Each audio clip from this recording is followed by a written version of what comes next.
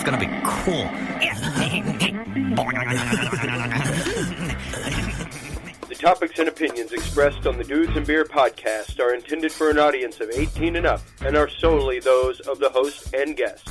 They neither reflect the opinions or values of either the sponsors of Dudes and Beer or your mother. I mean, seriously, have you ever heard these guys? They'll talk about anything. Whoa, hey, you think they're going to show it? They'll probably just blur it out. Whoa, check it out, Beavis.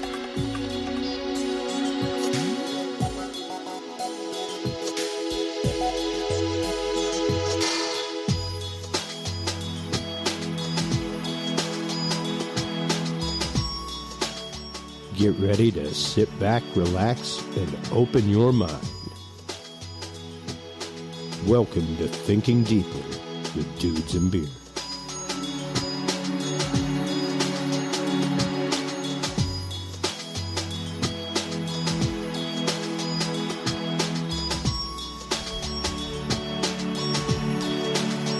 Well, hello everybody.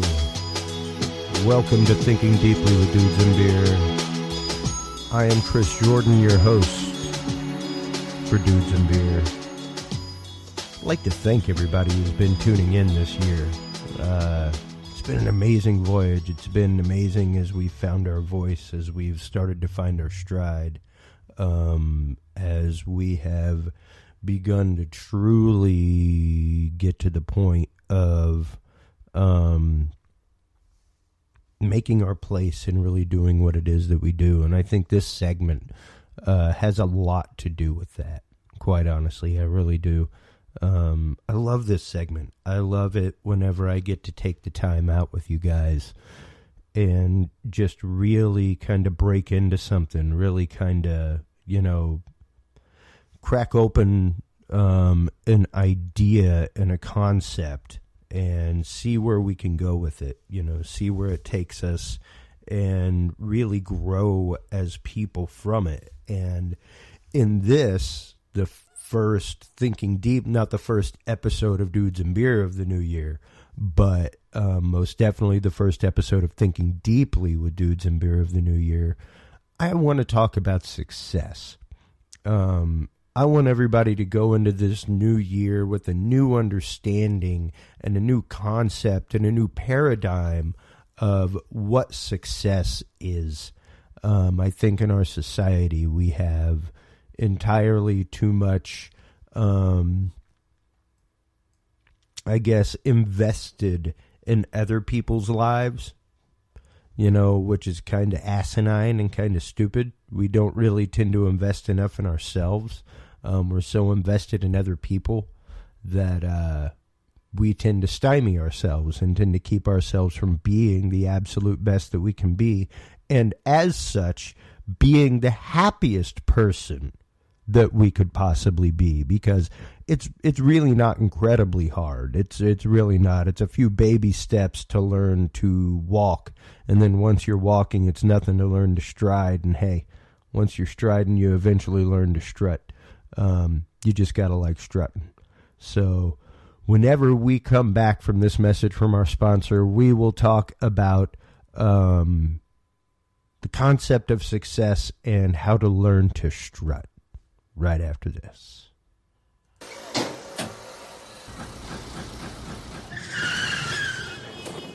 Hey, he don't even have his license, Lisa. Three drunk drivers.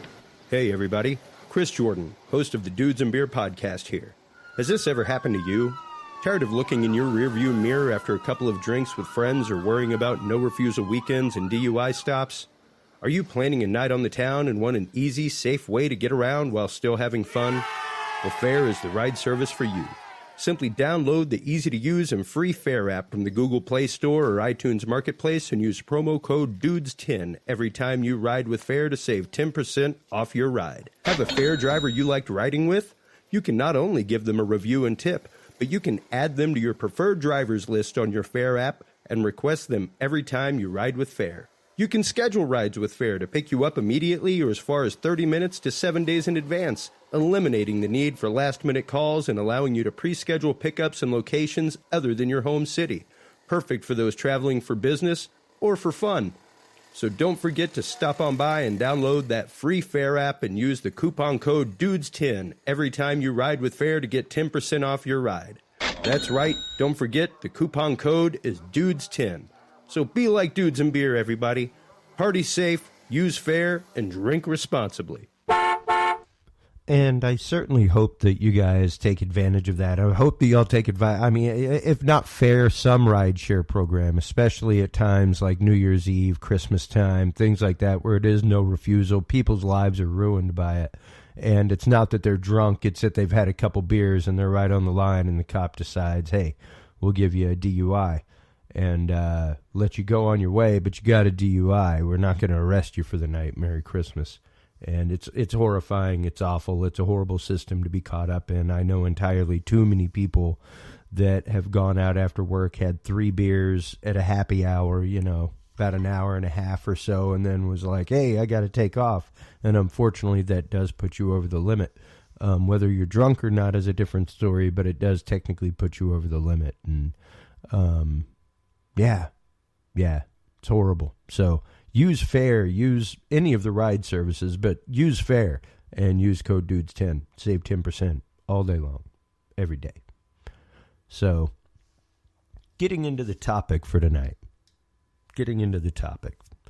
Success. What is success? How do we define success in our life? Our society, the American society, has a different concept of success in life than the rest of the world. All right. And it's just really that simple. You know, you can look at the average work week, you can look at the average work year, how many vacation days Americans are given, all that kind of stuff. We are a work-driven society. And there is no doubt about that. Now, the problem with that is that we tend to link our success intimately with other people. And that comes from the work society. A lot of that comes from the education society as well, you know, working in group projects and doing that kind of stuff. And if the group fails, you fail. Whether you did your part for the group to the best of your ability or not, if the group fails, you fail. And it's that way in a lot of industry. It's that way in a lot of, big business in America. And it sets up for this odd competition between people when technically there shouldn't be a competition between people. We should all be striving for the same goal, pulling with equal effort to get there. And I guess the greatest example I have of this in my life over the last many years is bands that I worked with. I was a live audio engineer for years and years for rock and roll bands, for venues, for events, all kinds of stuff. Now I do mainly corporate AV. You know, I travel the country, get to go to Vegas this weekend. I'll be there for 7 days and then go to Houston right after for 7 days. So we'll be doing some episodes on the road. We'll be doing a couple pre-records, but we're going to make sure the content is there for y'all. And I'm trying to remember where I was going there. We were talking about busy schedules and things like that. And, it's hard. It's hard. Whenever you're in school, you're kind of taught this idea of success by grade, by grading A through F. And that's your success. Now, that doesn't necessarily work for every student, doesn't necessarily motivate you. There were classes where, hey, man, I really didn't care if I got an F, whatever. I'm just here. It blew my mind, the classes that I had to take. I understand, I guess, why I had to take them, but it was just like, really? Like, even when I got to college, it was like, really? I got to do this again? I got to pay you money for this now? And I just didn't grasp that system. I didn't get it.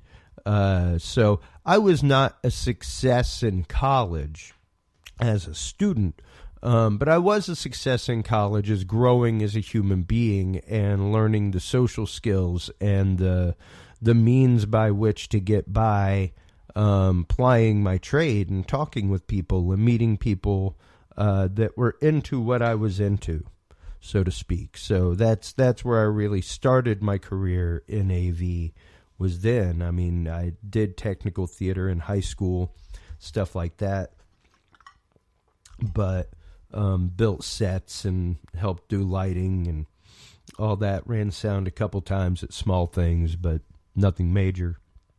And yeah, it was the fact of I liked doing it. It was fun. I never really considered it an option for a career because it was never really told to me that it was an option for a career in anything that I did in school, even in theater.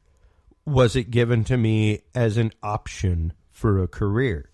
Had somebody told me that, I probably could have been a success in life a whole lot faster. Now, I would have still gone and spent my time in the seminary and stuff, but whenever I got out, I would have known that I had a skill, and I had a skill set that not everybody had, and that there is a need for that. And that is what drives our economy. Supply, demand. You know, we have a need for grocery baggers. You know, the question is, are you willing to bag groceries? Are you willing to bag groceries for a living? That's the question. And hey, I knew a guy that whenever I did bag groceries, he worked like a champ. He worked 40 hours a week. He made over minimum wage because he'd worked there long enough that, you know, he made more money.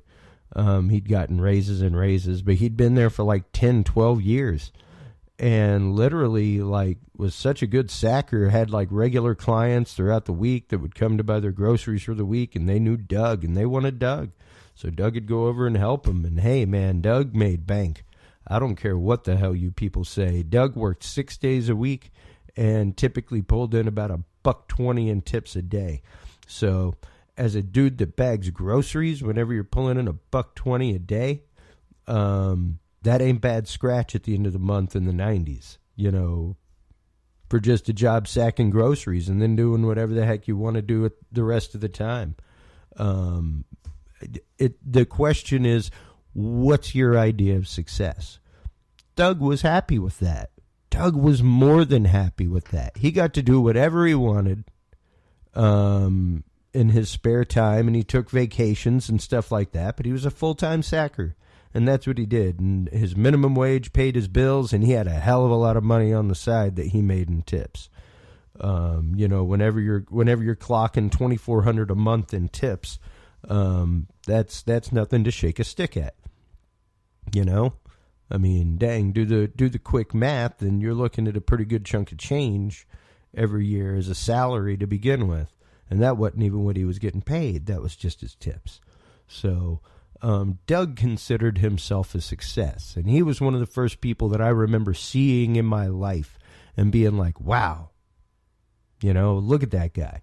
He's doing just what he wants to do, and he's happy. Wow. And, you know, I moved on from jobs from Randall's. I was assistant youth minister for a while. I taught music and religion at a school. I worked in a video editing facility. You know, I worked on community television in Maine. I was a crossing guard. I was a delivery truck driver. I've done all kinds of stuff. The one thing that always made me happy was audio engineer. And I remember distinctly one night hanging out at the bar. I wasn't working. I was just hanging out. And this guy asked me, you know, what I did. And I was like, oh, well, I'm an audio engineer here, but, you know, I actually work at IDEX during the day as my day job. And that was the first time that it really clicked in my head that I did not identify with my job. I identified with my passion. And my passion is what I considered my career. You know? And between live recording, selling, and stuff like that, I actually did pretty decent just working there. But it was the fact of my regular job during the day was my means by which to pay my bills so that I could pursue my passion, up to the point that my passion became full-time. It eventually got to where, after I worked at an auto shop, I came home for a friend Eugene's wedding. Shout out to Eugene and Kate Cantu. Just saw them for New Year's. It was so nice to see those guys. Such a great couple. Love y'all.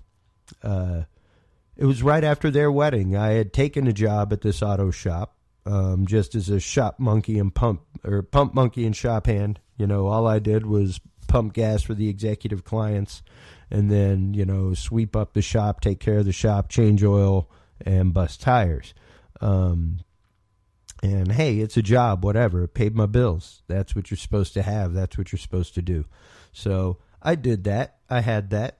And I came back from the wedding, which I had told them that I had a ticket for whenever I got the job. And whenever I came back, we hadn't had gas in the pumps for like a month or so. It was a really, really lean winter. And whenever I came back, he let me go. And at that point, it was like sink or swim. Thank God I had money stocked aside, and I had paid for my rent before I left. So I had a month to figure something out, and literally went out. I was already doing some sound work at Bubba's Sulky Lounge. I started talking to other places. I contacted bands that I knew, that I loved working with, and was like, hey, you know, you looking for a sound guy?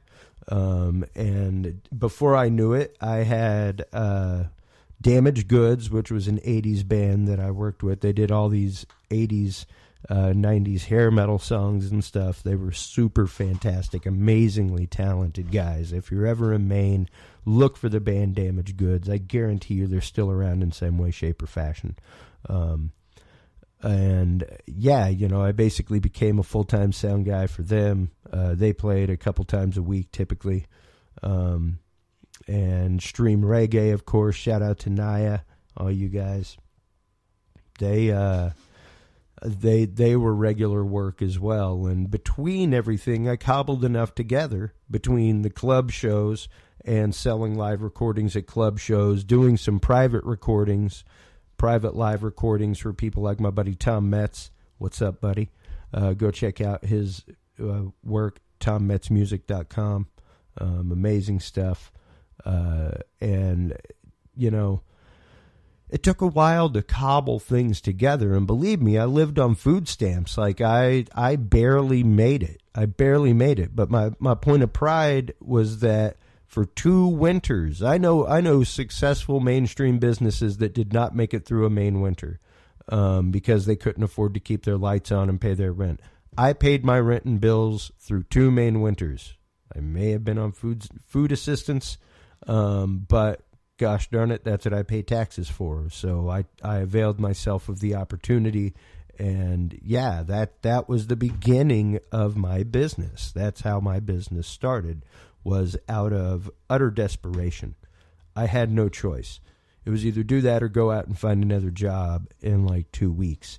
And I was like, you know, I'd be willing to bet you I could pay my half of rent and bills within 2 weeks if I got out there and hustled it. And that's what it took, was the hustle. And the hustle to me is what the success is. That's where I define my success. When my hustle brings something about, that's success to me. And I don't need, you know, sure, would I like to make $60,000 in a year just doing what I do? Absolutely. I'd love to. That'd be great. Someday I will. Until then, I consider myself a success. I get to wake up in the morning in my home, work from my home 90% of the time. The rest of the time, I am out playing with people's expensive toys and making sure that shows go well, which is what I love doing. I love production. I love doing live production. It is so much fun. So for me, I am in a little slice of heaven whenever I'm at work. I actually like what I do. That to me is a success. Success is defined on such small terms, and unfortunately our society has built this concept around success. It has literally made people think that, because they don't have the fast car, because they don't have a huge house, that they are not a success. That because they don't have the hottest girlfriend or wife, that they're not a success.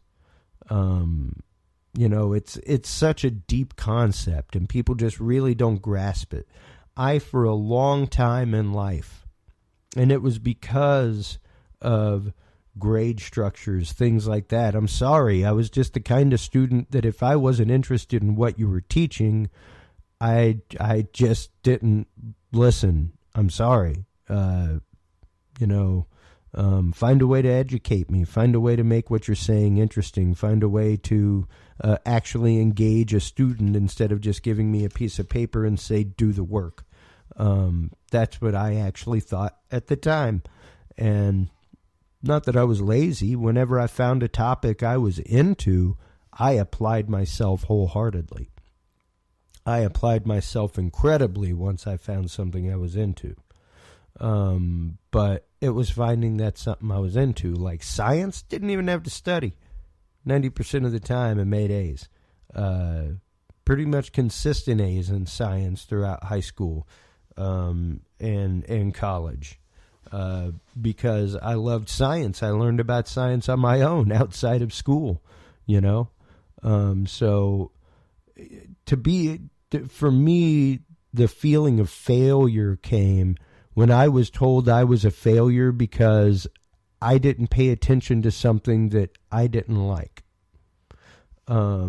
That's how I translated it. That's how my brain translated it. And I don't know. I'm sure quite a few people's brains work that way. I know a lot of kids' brains work that way. There are medications for that as well. It's called ADD. You basically get bored.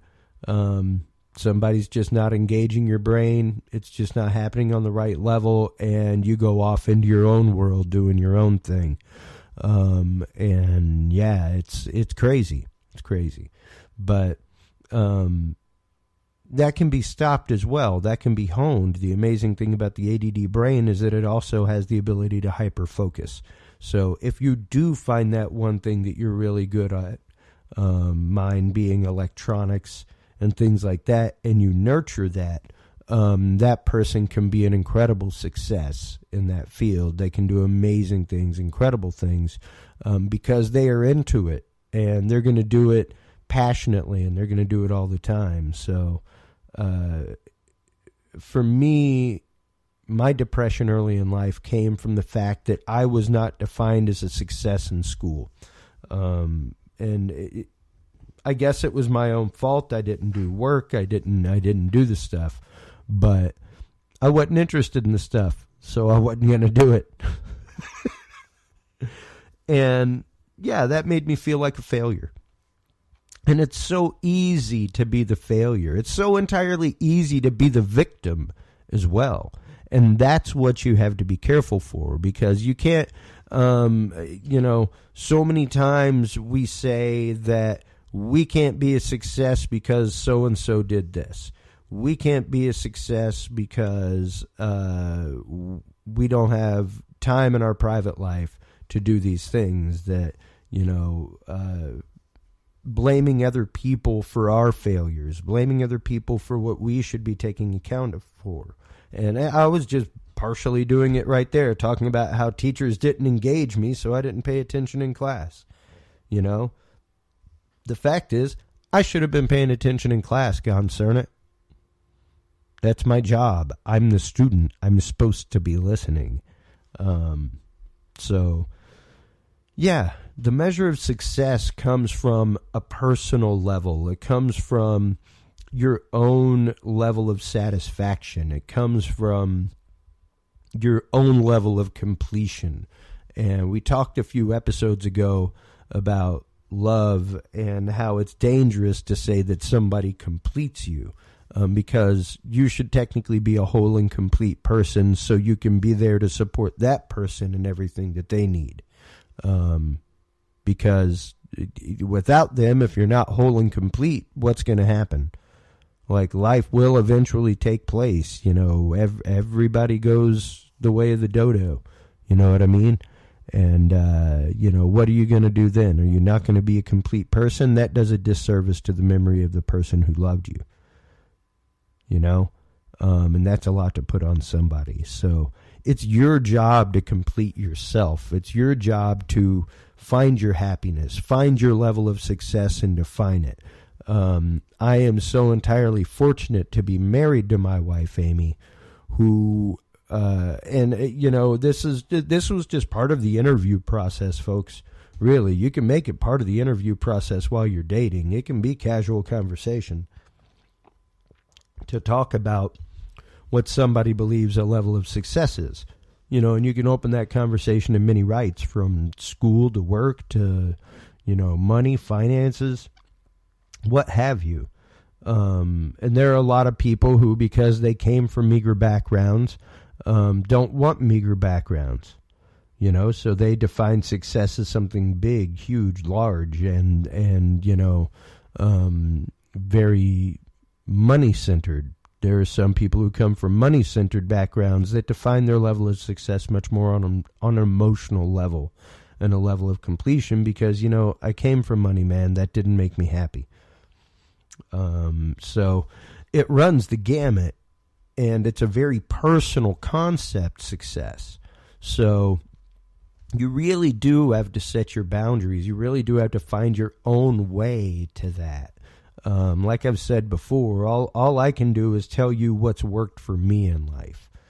And what worked for me was to stop listening to other people, to stop listening to naysayers, to stop being my own naysayer, to stop being the person that didn't believe in myself.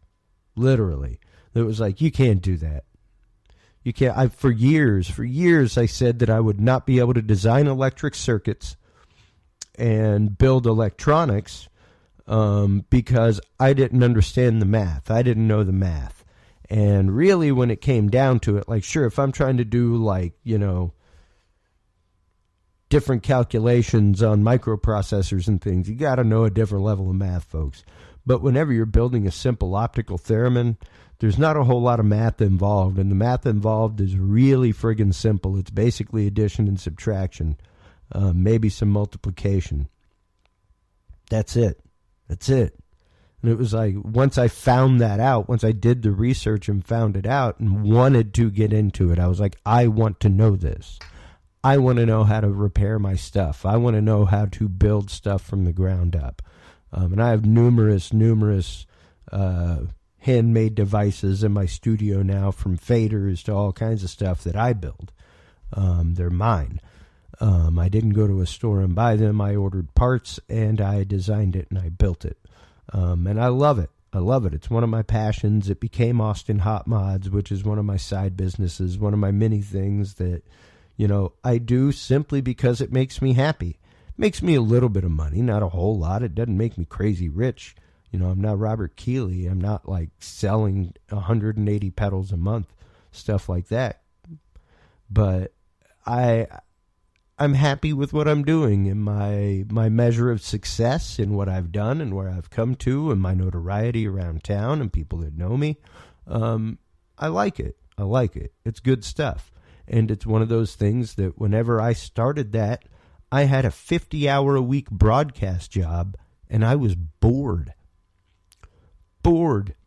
doing news 50 hours a week, a topic that constantly changes. You can't get anything better for an ADD person, folks, than a topic that constantly changes.